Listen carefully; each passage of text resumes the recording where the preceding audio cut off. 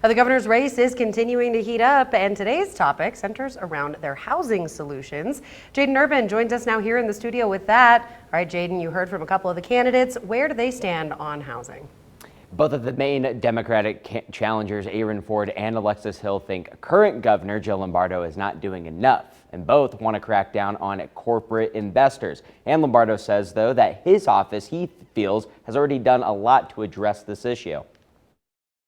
You'll hear me rolling out additional planks of our affordable Nevada.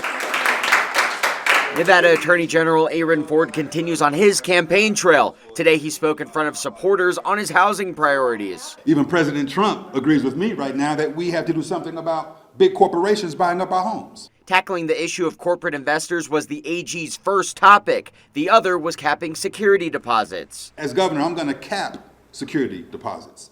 I'm going to cap it to the equivalent of 1 month's rent, bringing Nevada in line with states like Alabama and Kansas. Right now, landlords can charge you 3 times rent for unfurnished units and 1.5 for furnished ones. Washoe County Commission Chair Alexis Hill also believes in tackling the corporate investor issue. But she has one particular issue she feels Ford and Lombardo are not giving attention to. It starts with temporary rent caps. I'm the only candidate who actually wants to have a conversation about how landlords are able to increase rent indiscriminately in our state. In response to both of the challengers, Governor Joe Lombardo sent us a statement.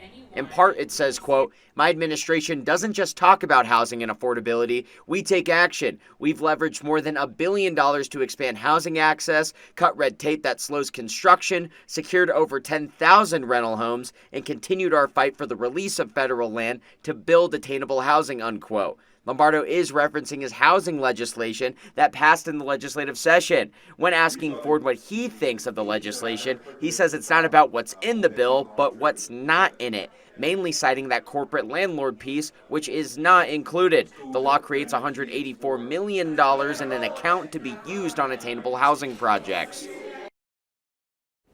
Ford and Hill will face off in the primary election on June 9th, and the winner of that election will most likely challenge Governor Joe Lombardo in the general election November 3rd. Covering Voters Decide, Jaden Urban, 2 News Nevada.